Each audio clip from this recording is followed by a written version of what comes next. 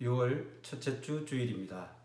오늘도 변함없이 주님 앞에서 예배자로 서신 모든 분들을 주님의 이름으로 환영하며 축복합니다. 다 같이 묵상 기도하시면서 하나님 앞으로 나아가시겠습니다.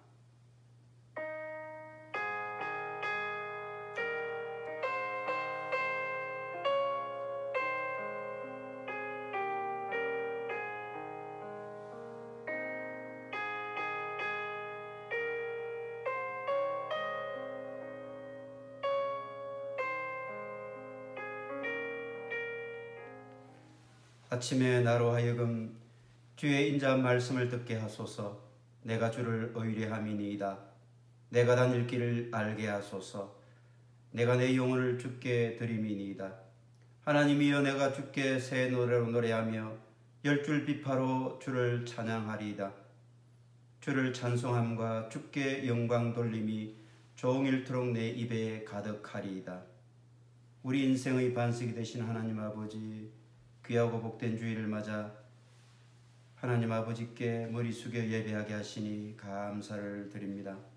이 시간 온 마음과 정성을 다하여 주께 예배하게 하시고 주님의 말씀에 도전받고 은혜 받게 하셔서 무뎌진 믿음밭이 새롭게 기경되어지는 시간 되게 하여 주시옵소서.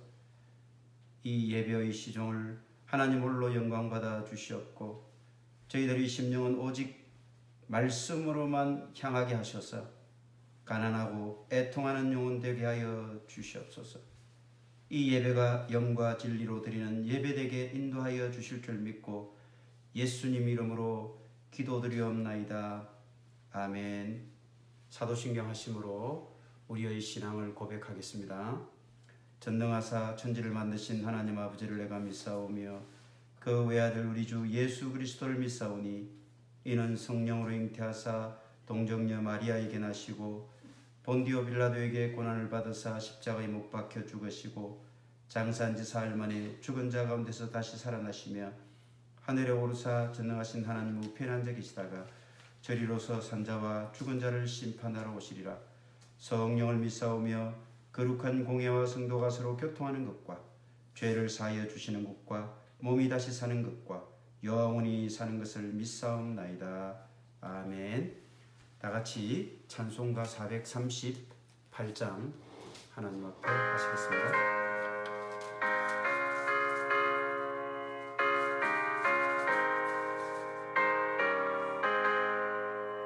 내 영혼이 온천이가 중한 죄지 벗고 보니 슬픔 많은 이 세상도 천국으로 하도다.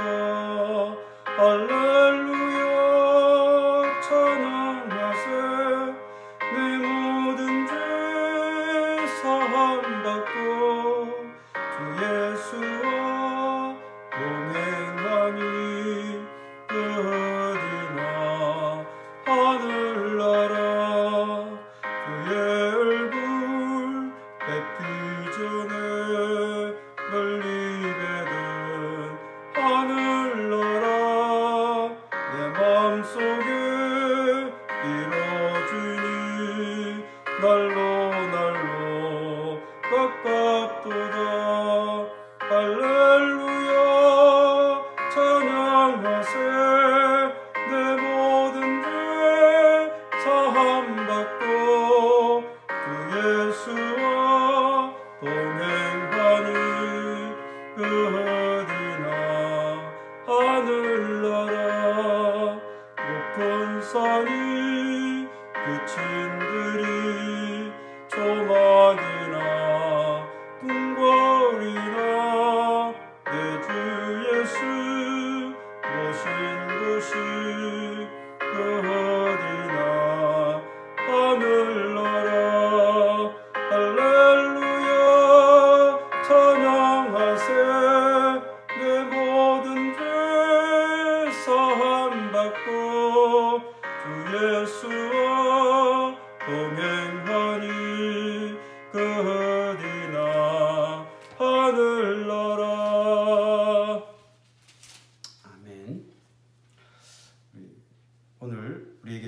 하나님의 말씀은 열왕기 하 1장 1절에서 4절까지 말씀입니다. 우리 각자가 말씀을 직접 찾아서 한 목소리로 하나님 앞에 봉독하도록 하겠습니다. 열왕기 하 1장 1절에서 4절까지 말씀, 제가 다 찾으신 줄 알고 봉독하겠습니다. 아합이 죽은 후에 모압이 이스라엘을 배반하였더라. 아하시아가 사마리아에 있는 그의 다락 난간에서 떨어져 병들매 사자를 보내며 그들에게 이르되 가서 에그론의 신 바알세붑에게 이 병이 낫겠나 물어보라 하니라. 여호와의 사자가 디셉 사람 엘리야에게 이르되 너는 일어나 올라가서 사마리아 왕의 사자를 만나 그에게 이르기를 이스라엘에 하나님이 없어서 너희가 에그론의 신 바알세붑에게 물으러 가느냐. 그러므로 여호와의 말씀이 내가 올라간 침상에서 내려오지 못할지라 내가 반드시 죽으리라 하셨다 하라. 엘리야가 이에 가니라. 아멘. 오늘은 우리가 열왕기 하라고 하는 또 새로운 책으로 넘어가게 됩니다. 근데 사실 열왕기라고 하는 이 책은 원래 상하로 구분되어 있었던 것이 아니라 헬라어 성경인 70인역으로 번역 과정에서 이 번역자들이 사무엘서, 열왕기, 역대기 이 세 권의 책이 분량이 너무 많다 보니까 상권과 하권으로 상하로 이렇게 임의로 분할한 것에 불과합니다. 그러나 우리가 이제 책을 성경책 읽을 때는 이게 상하로 되어 있으니까 마치 책이 끝나고 또 새로운 책으로 시작되는 것처럼 느껴지지만 실제로는 한 권의 원래 책이라고 하는 것을 우리가 염두에 두면서 이 말씀을 읽어 나가면 좋을 것 같습니다. 이 열왕기는 총 47장, 47장으로 구성되어 있습니다. 이 열왕기는 대략 기원전 586년 남유다 왕국이 멸망하고 그들이 이스라엘 모든 사람들이 다 바벨론 땅으로 포로로 끌려가게 되죠. 포로로 끌려간 그 바벨론 땅에서 그들이 나라 잃은 서름을 토로하고 그리고 그들이 노예로 동원이 되면서 바벨론의 토목공사에 모진 고초와 고통을 당하는 그런 험난한 시간 속에서 세월을 보내고 있을 때 그들에게 하나님의 말씀이 임하게 됩니다. 사실은 그들에게 하나님의 말씀이 직접적으로 임한 것은 아니지만 이렇게 기록으로 그들에게 임하게 되었다는 것입니다. 이 사람들이 왜 하나님의 버림을 받게 되었는가? 하나님의 선민이라고 그렇게 자처했던 이스라엘 백성들이 그리고 하나님께서 정말 살아계신 신이며 유일한 신이라고 그들이 확신하고 있었던 그 이스라엘 사람들이 어떻게 이렇게 비참한 인생의 나락으로 떨어지고 이렇게 불행한 인생을 살 수밖에 없었는가라고 하는 그런 아주 신음하는 가운데 이 열왕기 책이 하나님의 말씀으로 기록되면서 그들에게 전달되어졌다는 것을 우리가 생각해 볼 필요가 있겠습니다. 이 다음에 나오는 역대기는 사실은 포로기에서 돌아온 귀환한 후에 예루살렘에서 그들이 이제 하나님 앞에 반성하면서 우리가 왜 70년이라고 하는 모진 포로 생활을 겪을 수밖에 없었던가에 대한 반성의 차원에서 기록된 책이 역대기입니다. 그러니까 역대기는 사실 굉장히 열 왕들의 역사를 기록하고는 있지만 열왕기하고는 조금 다른 각도에서 기록된 책입니다. 그래서 그 역대기는 굉장히 남유다 왕국, 특별히 다윗 왕가에 대한 그런 아주 호의적인 관점에서 기록된 책이 역대기입니다. 반면에 지금 우리가 읽어나가고 또 살펴보고 있는 이 말씀인 열왕기는 있는 그대로 하나님 앞에 정말 제대로 살았는가 살지 못했는가, 하나님 말씀대로 그 왕들이 통치를 했는가 그렇지 못했는가, 이것을 아주 가감없이 있는 그대로 그렇게 기록하고 있는 책이 열왕기 역사서입니다. 그래서 우리가 다윗도 또 솔로몬도 그렇게 칭송받는 왕들이지만 그들이 하나님 앞에서 범죄하고 잘못하고 하나님의 길을 떠났던 이 모든 내용들이 참으로 부끄럽지만 가감없이 기록되어 있는 그런 기록책이 역사 중에서도 열왕기 책이라고 하는 것입니다. 그런데 우리가 이 열왕기서를 읽어보면요, 47장으로 구성되어 있는 이 분량 가운데 가장 많은 분량을 할애해서 기록하고 있는 왕조가 등장합니다. 그게 바로 북이스라엘의 오므리 왕조입니다. 열왕기 초반은 열왕기상, 그러니까 1장부터 11장까지 보면 주로 솔로몬이 통치하는 통일 왕국에 관해서 주로 기록하고 있습니다. 그런데 12장부터 14장까지 그 솔로몬이 죽고 그의 아들인 르호보암이 이제 통치를 제대로 해야 되는데 제대로 못하는 바람에 남과 북으로 갈라지게 되죠. 그래서 남유다 왕국과 북이스라엘 두 나라로 분열이 되어지게 됩니다. 그럼 남유다는 솔로몬의 아들인 르호보암이, 북쪽 이스라엘은 그 솔로몬의 부하였던, 솔로몬의 신하였던, 건축을 감독했던 여로보암이라고 하는 그 손 아래에 있던 그 장수, 이 여로보암이 반란을 일으켜서 북이스라엘의 초대 왕이 됩니다. 이렇게 해서 이제 남유다와 북이스라엘은 분열된 왕국으로 진행이 되는데, 이것이 열왕기상 15장부터 분열 왕국, 남과 북의 분열 왕국의 역사가 진행이 되어집니다. 그러다가 열왕기 하 17장에 가게 되면 북쪽 이스라엘 왕국이 먼저 아수르에게 멸망당하는 장면이 등장합니다. 그러니까 그때 북쪽 이스라엘은 약 BC 722년경인데 그때 아수르 제국에 무너지고 그 이후에는 남유다 왕국만 남지 않습니까? 그럼 남유다 단일 왕국에 의해서 이제 역사가 진행되어지게 되는데, 마지막 열왕기 하 마지막 책이 이제 마지막까지 남유다 왕국의 단일 왕국의 역사를 기록하고 있다는 것입니다. 마지막 시드기야 왕, 남유다 왕국의 그 멸망은 바벨론에 의해서 멸망당하게 되죠. 대략 기원전 586년경입니다.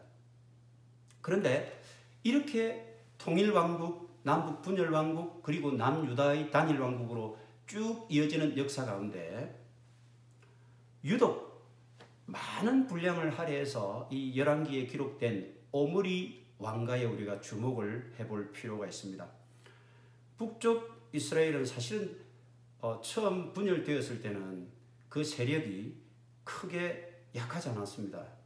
오히려 남유다보다 더 세력이 컸습니다. 왜냐하면 10지파가 뭉쳤지 않습니까? 그러니까 훨씬 더 강성한 국가였다고 생각해 볼 수 있습니다. 북이스라엘 왕조 가운데 오므리 왕이 등장한 것은 6대 왕입니다. 그러니까 여로보암, 그 다음에 나답, 바사, 엘라, 시므리, 오므리. 그래서 오므리가 6대 왕으로 등극하게 되는데, 이 6대 왕인 오므리 때부터 북이스라엘은 정치적으로 안정을 취하고 또 대외적으로 이스라엘이 좀 더 강성한 국가로 발돋움하게 되는 그런 기초를 마련하게 됩니다. 오므리는 아합 왕의 부친입니다. 아버지입니다. 근데 이 오므리가 왕이 되었을 때 말이죠. 오므리가 한 정책을 가만히 보면요. 솔로몬이 취한 정책과 굉장히 비슷한 것을 알 수가 있습니다. 오므리는 제일 먼저 자기가 세우고자 하는 북쪽 이스라엘 왕국의 토대를 공고히 건설하기 위해서 제일 먼저 수도를 정비해야 될 필요가 있겠다. 그래서 그가 사마리아의 땅을 사서 그곳에서 수도 사마리아 성을 건설하게 됩니다. 그래서 사마리아 성의 건축을 시작한 다음에 그의 아들 아합 왕 때 사마리아 성이 아주 견고한 성으로 완성이 되게 됩니다. 이것은 솔로몬이 성전 건축의 7년을 그리고 궁전과 궁궐과 그 다음에 수비대와 요새를 만드는데 13년이라는 세월을 걸려서 그렇게 많은 토목공사를 하지 않습니까? 이것과 별반 다르지 않습니다. 그리고 이 오므리는 자기 아들 아합을 바로 시돈 공주 엣바알의 딸인 이세벨과 정략 결혼을 시킵니다. 그렇게 함으로써 대외 관계를 아주 안정적이고 그리고 국방을 좀 더 든든하게 하는 그런 차원에서 이 대외적으로 정략 결혼을 또 여러 가지 통상 우호 관계를 맺고 우호 조약을 맺고 이렇게 이제 정책을 펼치는데 이것을 가만히 보면 솔로몬이 취한 정책과 굉장히 흡사하다는 걸 알 수 있습니다. 솔로몬 역시 그랬거든요. 솔로몬 왕이 되었을 때 제일 먼저 바로의 이집트 말이죠. 그때 대국이었던 바로의 공주를 아내로 맞이했거든요. 그러면서 그 바로의 공주를 위한 심지어 궁궐을 따로 지어주기도 했습니다. 그러니까 정략적인 결혼을 통해서 자기의 왕권을 또 그 나라의 이 대외적인 안정을 꾀했던 그런 왕이 오므리입니다. 그것이 솔로몬과 굉장히 흡사하다는 걸 알 수가 있죠. 또한 오므리는 대외적인 정복 활동을 활발히 했는데 그래서 그 주변에 있던 모압 왕국 그걸 모압 왕국을 정벌해서 모압 왕국을 신하 국가로 만들어서 조공을 바치게 했습니다. 솔로몬 때는 그 인근에 있던 에돔 왕국을 정벌을 해서 신하 왕국으로 만들어서 에돔으로부터 조공을 받았던 것과 유사한 것이죠. 그리고 솔로몬이 대외적인 무역 활동을 굉장히 활발하게 해서 곳곳의 무역 상들로부터 수많은 금은 보화를 이렇게 수입을 하지 않았습니까? 그래서 그 금이 막 넘쳐나서 흔하디 흔한 그것이 금은 보화가 될 정도였는데 이 오므리도 말이죠. 굉장히 대외 활동을 활발하게 해가지고 이렇게 페니키아 또 주변의 두로 왕, 시돈 왕 이들과 굉장히 활발한 거래를 가졌습니다. 그래서 대외적으로도 무역을 통해서 이 북이스라엘 왕국을 든든히 세우고자 했던 것이죠. 그의 정책은 그의 아들 아합에게로 그대로 이어졌습니다. 그런데 여러분 여기서 우리가 꼭 기억해야 될 것은요. 성경은 그들의 정치력이나 그들의 외교력 그리고 그들의 문화, 경제 이 수준을 얼마나 향상시키고 또 그렇게 놀라운 치적을 이루었느냐 이런 데는 단 1도 관심이 없다라고 하는 사실을 우리가 꼭 기억을 해야 됩니다. 성경에서 정말 초점을 두고 있는 것은 무엇인가? 그 왕 한 명 한 명의 평가의 기준이 무엇입니까? 그가 대외적으로 안정적으로 외교를 잘하고 국가를 부강하게 만들었고 부강병을 이루었다? No. 그런 것은 전혀 성경 기자의 관심 밖입니다. 오직 성경에서는 이 왕이 하나님의 말씀에 기초하여 국가를 운영했는가? 하나님의 말씀대로 통치를 해왔는가? 하나님의 길로 그들의 통치가 이루어졌는가? 이것이 유일한 판단 기준이 되고 있다는 것을 우리가 놓쳐서는 안 됩니다. 그래서 이제 우리는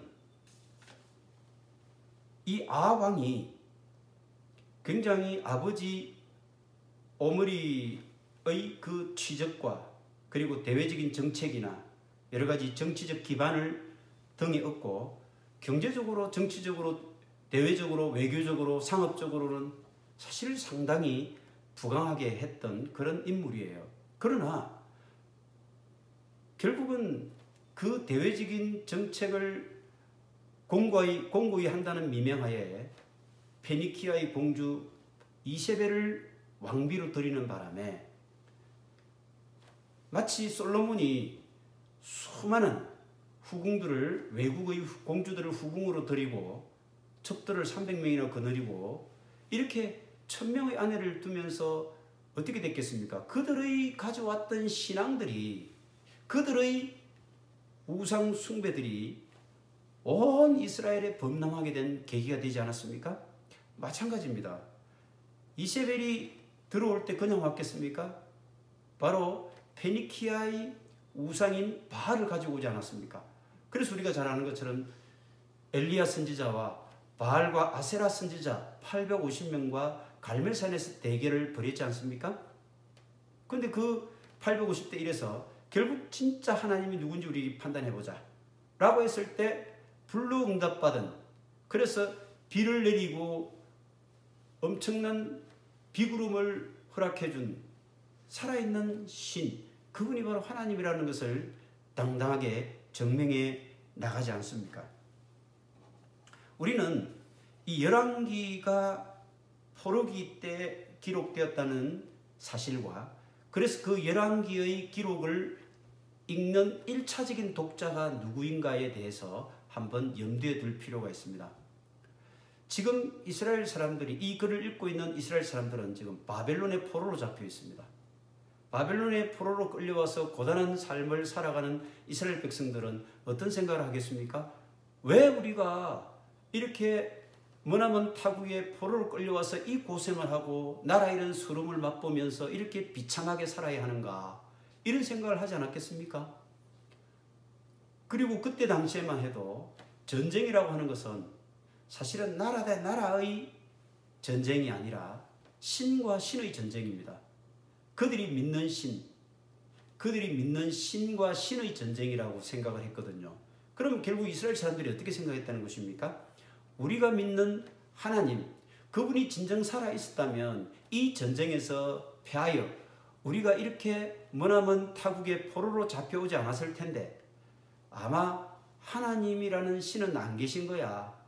그러니까 우리가 이렇게 전쟁에서 패하고 우리가 이렇게 포로로 끌려와 비참한 생활을 하고 있지 않나, 이렇게 생각을 하고 있었다는 것입니다.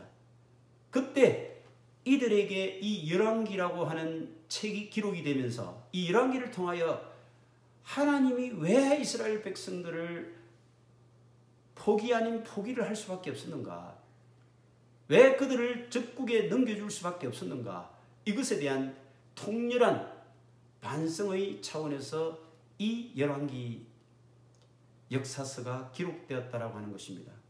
우리가 아는 것처럼 그런 거 아닙니까? 열왕기의 결론은 뭐겠습니까? 너 이스라엘 백성들아, 봐라, 깨달아라. 너희 왕들이 하나님 앞에 범죄한 이 모습들을 보아라. 이 열왕의 모습들을 한번 보란 말이야. 그들 중에서 정말 하나님 앞에 똑바로 산 왕들이 과연 누가 있느냐? 정말 그렇거든요. 남유다에서 19명의 왕들이 교체가 되면서 역사가 진행이 되었고요. 북쪽 이스라엘에서는 19명이고 북쪽 이스라엘, 남유다에서 20명의 왕이 교체가 되면서 역사가 반복되어서 서술되어 있습니다. 그러면 이렇게 19명 그리고 20명이라고 하는 이 왕들의 교체되어지면서 나타난 그들의 통치, 그들의 정치 행적을 들여다보아라. 그들이 하나님 앞에서 얼마나 우상숭배와 가증한 짓을 하며 하나님 앞에 범죄했는가를 너희들이 보란 말이야. 이런 말씀이거든요. 왜 하나님이 너희들을 적국의 소나기에 이렇게 떨어뜨릴 수밖에 없었는가를 너희들이 보란 말이야. 이것이 바로 열왕기의 결론입니다. 하나님은 그러나 결단코 이스라엘 백성들을 포기하거나 버린 것이 아닙니다. 너무나 사랑했기 때문에. 그런데도 그들이 정신 차리지 못하고 하나님으로부터 멀어져 이방 우상 숭배에 빠져서 하나님을 잊어버리고 가정한 문화에 심취되어 있어서 그 범죄, 그 아주 불량스러운 불순물을 빼야 될 필요성을 하나님께서 느꼈기 때문에 부득불 하나님은 이방 나라의 손에 이스라엘을 넘기게 되었다는 사실을 열왕기는 생생하게 정언해 주고 있는 것입니다. 그 한 가지 예로서 우리는 열왕기상 초반에 솔로몬의 통치 기간 동안에 솔로몬이 갑자기 하나님 앞에 일천의 번제를 드리고 난 다음에 하나님께서 뭘 구할래? 내가 줄게. 이렇게 말씀하시지 않습니까? 그때 솔로몬이 구한 것은 물론 지혜라고 얘기하는데 지혜가 아니라 듣는 마음을 주십시오. 내가 백성들을 잘 다스릴 수 있도록 하나님 그렇게 해주십시오. 라고 구하지 않습니까? 그리고 난 뒤에 느닷없이 우리는 두 여인이 한 아이를 놓고 다투는 재판의 장면이 등장하게 됩니다. 이거는 너무 유명한 내용이죠. 그런데 여러분 생각해 보십시오. 열왕기는 왕들의 역사 아닙니까? 왕들의 역사 속에 갑자기 재판 장면이 등장한다는 것이 뭔가 좀 생뚱맞은 느낌도 들죠. 그런데 이 열왕기 저자는 왜 이 재판의 이야기를 삽입했을까? 이것을 우리가 하나님의 마음으로 읽어 나갈 필요가 있다는 것입니다. 한번 생각해 보십시오. 지금 두 창기가 어쩌다 아이를 각각 낳게 되었습니다. 그런데 한 명의 여인이 피곤해서 그랬는지 뒤척이다가 아이를 이렇게 깔아뭉개면서 그 아이가 죽게 되죠. 다음날 그 아이를 살아있는 아이와 바꾸치기 하고 서로 자기 아들이라고 자기가 생모라고 주장을 하는 그런 상황이 벌어지게 되었습니다. 결국 그 재판은 솔로몬 왕 앞에까지 가지 않습니까? 그랬을 때 그 얘기를 다 듣고 솔로몬이 내린 결론이 뭡니까? 칼을 가져와라.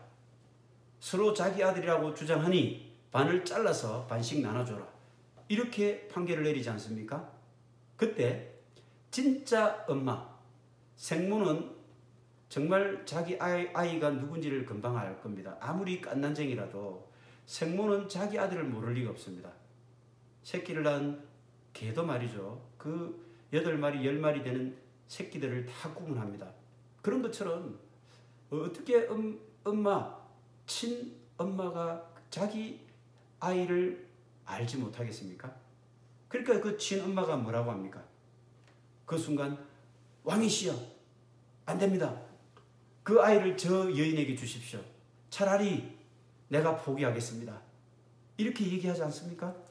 그 여인이 어떤 심정이었는가에 대해서 열왕기상 26절 이렇게 기록하고 있습니다. 그 산 아들의 어머니 되는 여자가 그 아들을 위하여 마음이 불붙는 것 같았어.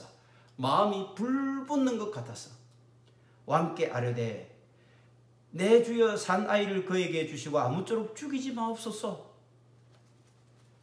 여러분, 이 살아있는 아들의 생모, 진짜 엄마는 그 마음이 불붙는 것 같아서 그 아이를 포기하게 되는 겁니다.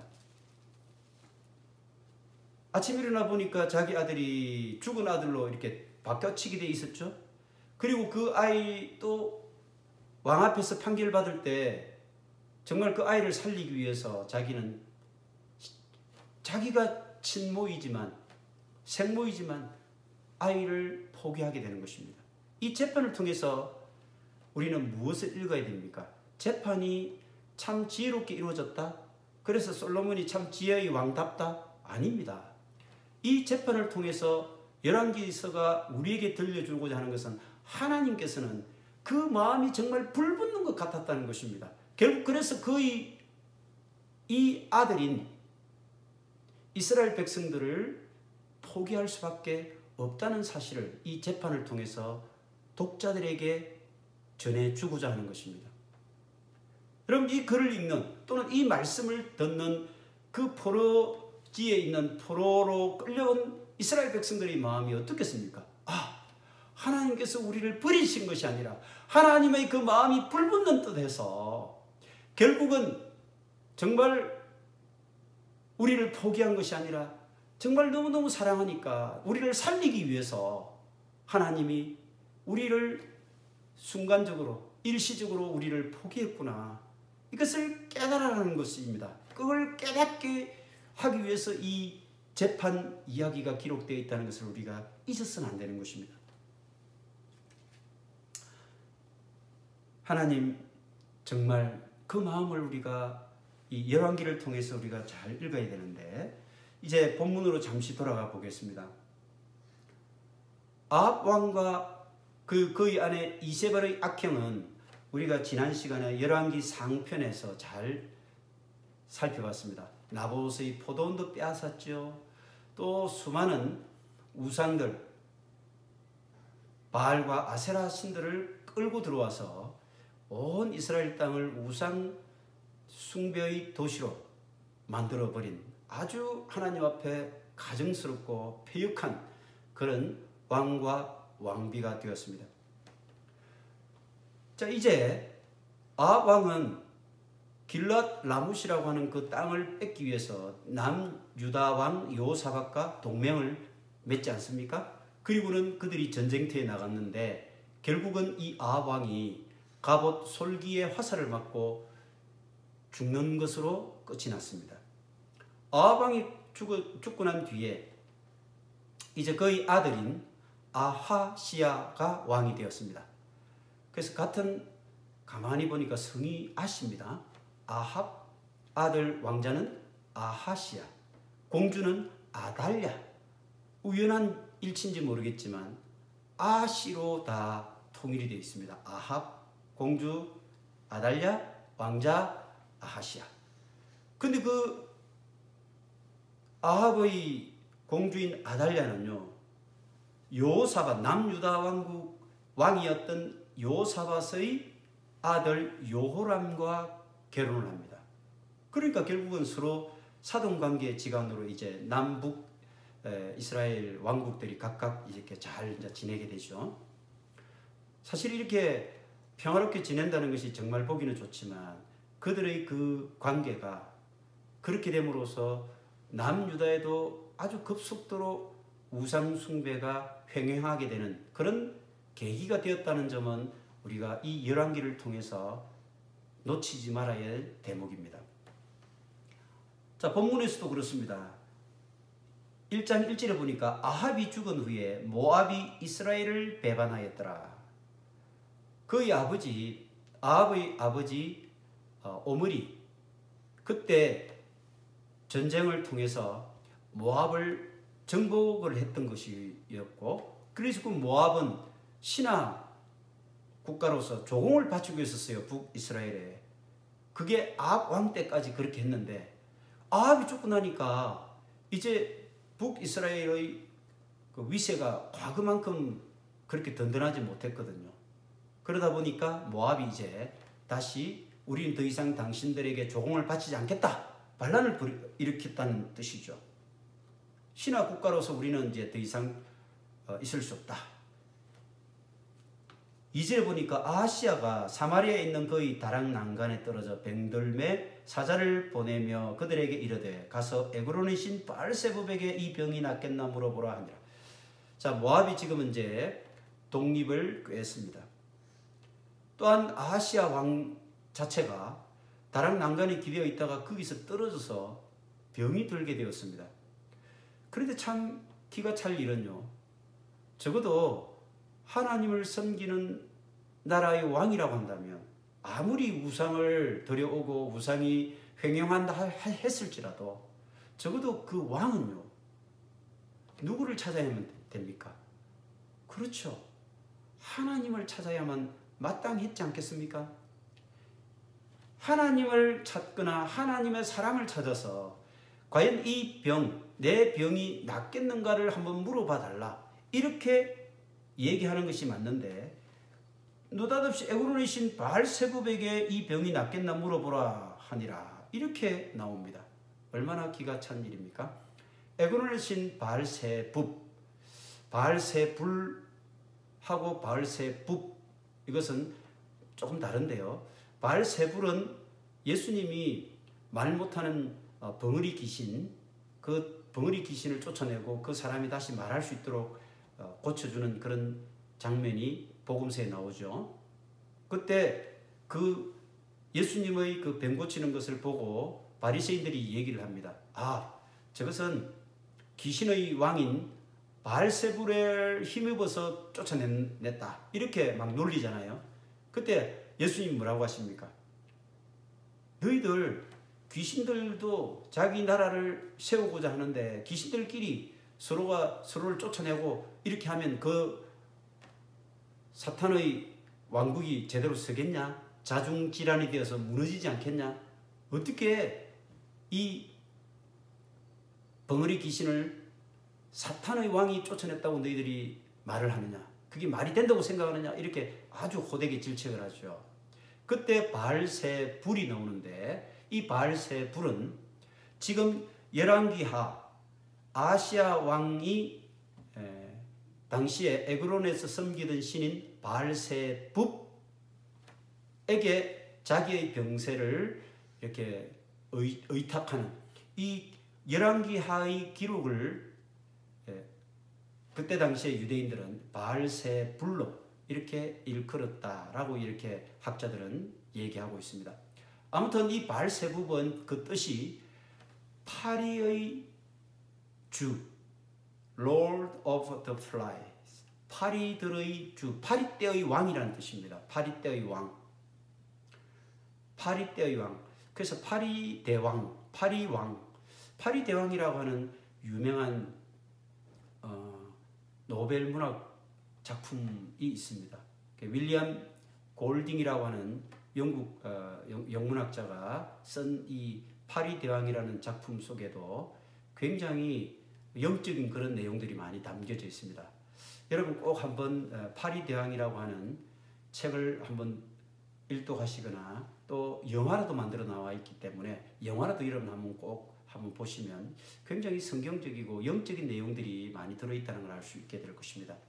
거기에 보면 주인공 랄프와 그리고 그 대적자인 잭이 등장을 합니다. 이 15명의 소년들이 비행기를 타고 가다가 비행기가 이제 사고가 나요. 어른들은 다 죽고요. 아이들 15명이 그 섬에 표류하게 되죠. 무인도였는데. 근데 그곳에서 이 아이들이 두 편으로 나눠지게 됩니다. 랄프라고 하는 금발머리 소년, 이 친구가 13살인데 나이가 제일 많다는 그 이유로 이제 리더가 되죠. 반면에 거기에 탐탁지 않게 생각하던 빨간 머리를 가지고 있었던 잭이라는 친구가 있어요. 이 잭을 중심으로 한 이제 그 반대 무리들이 있고요. 이렇게 나눠지거든요. 근데 랄프라고 하는 이 주인공은 그 무인도에서 우리가 살아가기 위해서는 오두막을 짓고 이 오두막에서 우리가 이제 지내면서 구조선이 지나가기를 기다리다가 구조선이 지나가면 불을 피워서 그 구조를 요청하자. 이렇게 이제 주장을 합니다. 그래서 그 봉화를 피우죠. 봉화를 피워서 불을 피워서 지나가는 구조선이 볼 수 있도록 불을 이제 피워서 그곳에 그 불을 지키도록 이렇게 얘기를 합니다. 그런데 그 대척점에 있던 잭이라는 이 친구는 봉화나 불을 관리하거나 움막을 짓고 하는 데는 아무런 관심도 없고 오직 그곳에 있는 야생 돼지를 잡아서 그 돼지고기를 먹는 거기에 몰두해 있습니다. 그러니까 사냥을 즐기는 것이죠. 그래서 아이들에게 야 우리가 먹을 것을 구하러 가서 이 사냥해서 우리 고기를 먹자. 이것이 잭이라는 친구의 주된 이제 주장이었습니다. 근데 이 잭은 결국 나중에 아이들을 하나하나 그 돼지고기를 믿기로 해서 자기 편으로 만들고 랄프 편에 있었던 그 아이들은 나중에 하나하나 죽임을 당하죠. 참으로 이 아이들이 무인도에서 끔찍한 살인을 저지르는 그런 장면들이 등장하게 됩니다. 점점 아이들이 야만적이고 악마적인 그런 상황으로 변해가는 그런 환경이 되는 것이죠.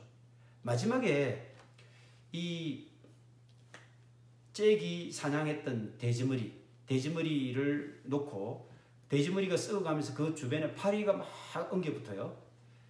그래서 그 파리가 엉겨붙는 그 돼지머리 썩어가는 그 모습들, 이것이 사실 보면 굉장히 우리 인간들의 내면에 있는 그 악마성, 내면에 있는 그런 죄악성, 이런 것들을 상징적으로 보여주는 그런 장면이죠. 잭은 자기 동료들과 자기 일당들과 함께 이제 남아있는 랄프라고 하는 그 지도자를 죽이기 위해서 이제 달려갑니다. 숲속으로 도망을 간 랄프를 찾아서 막 이렇게 죽이려고 하는데 숲이 워낙 방대하니까 찾기가 어렵죠.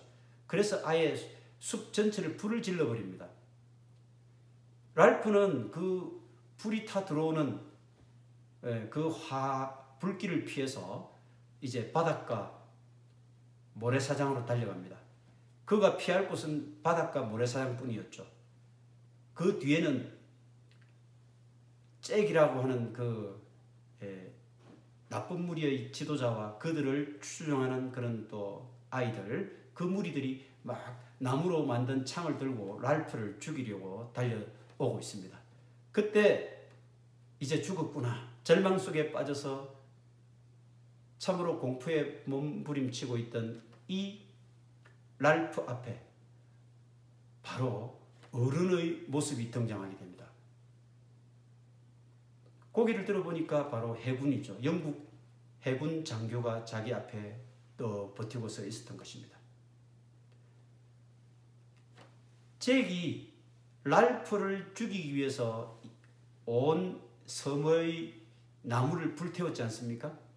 그 불타고 있던 섬의 그 불길, 그 연기를 보고 지나가던 영국의 해군 함정이 그곳으로 들어오게 된 겁니다. 결국 그곳에 상륙을 해서 아이들을 구조하게 되는데, 이 랄프가 자기는 이제 죽었구나라고 하고 절망 속에 빠져 있을 때, 그때 자기 앞에 서 있던 이 해군 장교, 이 해군 장교가 뭐라고 하느냐면 이렇게 말합니다. 야, 얘들아, 너희들 지금 여기서 뭐하니? 뭐하고 있는 거냐? 라고 물어요. What are you doing here? 너희들 여기서 뭐하고 있는 거냐? What are you doing here now? 이렇게 묻는 거예요. 이 장면으로 이 소설, 이 영화는 끝이 납니다. 지금 하나님께서 동일한 질문을 하고 있지 않겠습니까? 야, 너희들 지금 뭐하고 있냐? 여러분, 창세기에 아담이 범죄했을 때 하나님이 뭐라고 하십니까?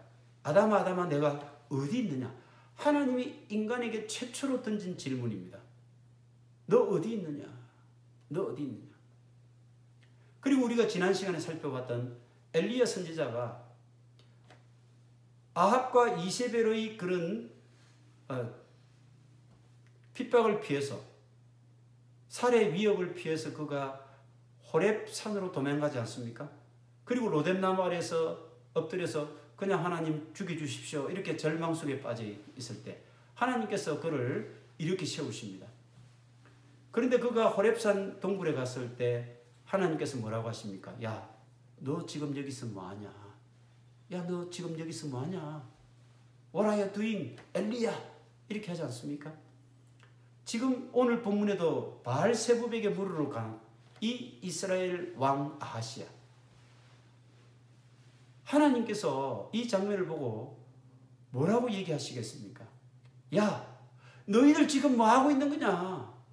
그러면서 이렇게 말씀하고 있습니다. 3절에 여호와의 사자가 디셉 사람 엘리야에게 이르되 너는 일어나 올라가서 사마리아 왕의 사자를 만나거든 그에게 이르기를 이스라엘에 하나님이 없어서 너희가 에그론의 신 바알세붑에게 물으러 가느냐? 이 땅에 과연 하나님이 안 계시단 말이냐? 너희들이 살아있는 하나님, 지금도 너희들을 돌보기를 간절히 원하는 하나님, 그 하나님을 버리고 에고론의 신, 그 우상신 파리 때의 대왕에게 너희들이 물으러 간단 말이냐. 참으로 이 어리석고 안타까운 이 백성들아, 이것이 하나님의 오늘 말씀인 것입니다. 이스라엘에 하나님이 안 계시느냐? 그래서 그 우상단지에게 너희 병을 물으러 가느냐? 여러분, 우리가 인생을 살아가면서 수많은 고난을 맞이하게 됩니다. 인생의 갈림길에 섰을 때 과연 우리는 그때 무엇을 의지하게 됩니까? 누구를 의지하게 됩니까? 나이가 들어가면서 저도 느끼지만 나이 들어가는 사람들, 많은 사람들은 보통요 자기 경험을 많이 의지합니다. 내가 옛날에 이렇게 해보니까 내 경험상 이런 게 맞겠더라, 이런 게 좋겠더라. 참 그러면 그 경험이 자기를 좋은 길로 이끌어 줍니까? 인간의 경험이라고 하는 건 참으로 너무 보잘것없지 않습니까? 인간의 지혜라고 하는 것은 너무나 참 보잘것없는 거예요. 어떤 사람들은요, 뭐 풍수지리를 또는 그걸 근거해가지고 자기 집을 정하고 말이죠. 집을 사기도 팔기도 하고 그래요. 참 얼마나 이 어처구니 없습니까? 아니 우리 그리스도인들 중에서도 그런 사람들이 있다니까요.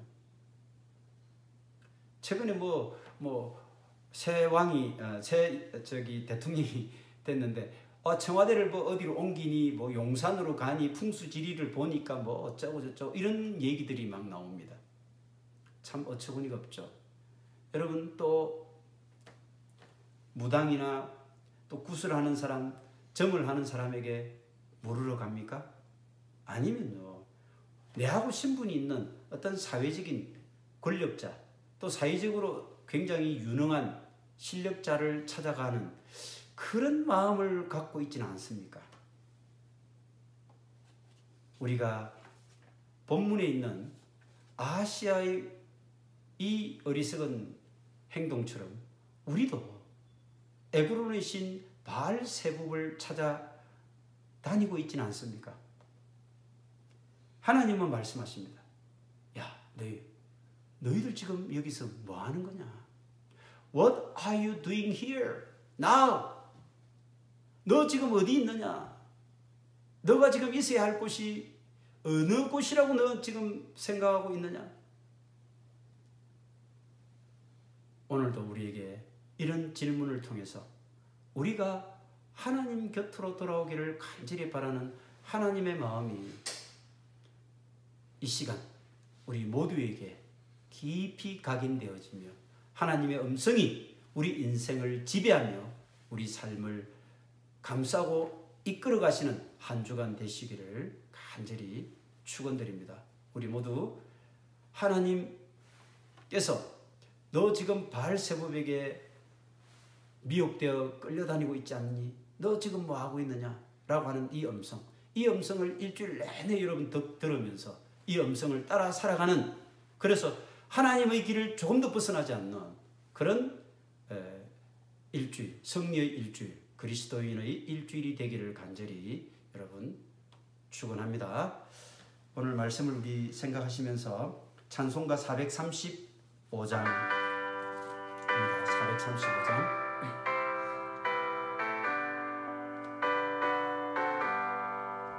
나의 영원하신 기업 생명보다 귀하다.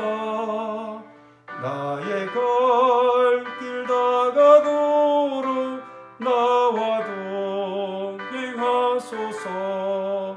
주께로 가까이 주께로 가오니 나의 갈 길 다가도록 나와 동행하소서.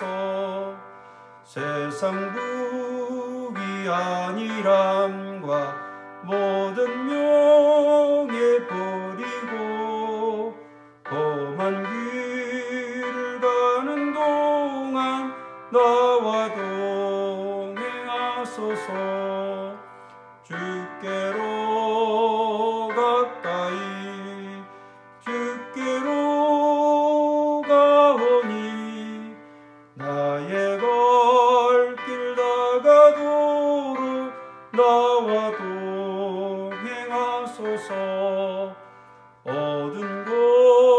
활짝 지나가며 험한 바다 건너서 천국 문에 이르도록 나와 동행하소서. 주께로 가까이 주께로 가오니 나의 갈 길 다가도록 나와 동행하소서.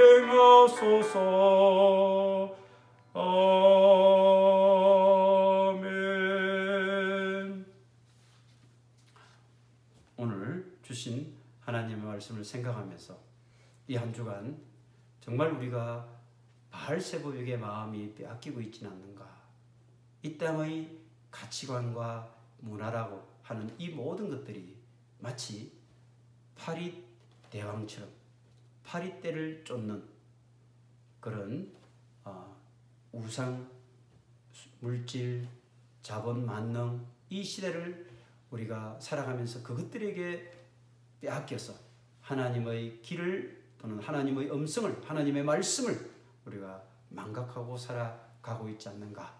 이걸 우리가 늘 되돌아보면서 오늘 말씀이 그 좌표가 되고 등불이 되기를 간절히 바랍니다. 다 같이 기도하겠습니다. 전능하신 하나님 아버지, 연약하고 미련한 저희들, 이 악하고 패역한 시대를 살아가는 동안 살아계신 하나님을 떠나지 않게 붙잡아 주시고 말씀으로 우리의 삶을 동여 매게 하여 주시옵소서. 저희들의 환경이 힘들고 외로울지라도 세상의 가치관과 바알의 물질 문화에 빠져들지 않도록 늘 깨어있는 신앙인 참된 하나님의 사람이 되게 하여 주시옵소서. 풍요와 물질을 구하여 썩어 없어질 돼지머리를 맴도는 파리떼처럼 바알세부의 길에서 머뭇거리는 부끄러운 신앙인 되지 않게 인도하여 주시옵소서. 비록 그 길이 굶주림과 빈곤의 여정일지라도 결단코 타협하거나 그것들을 수용하지 않는 결단을 우리 모두에게 허락하여 주시옵소서.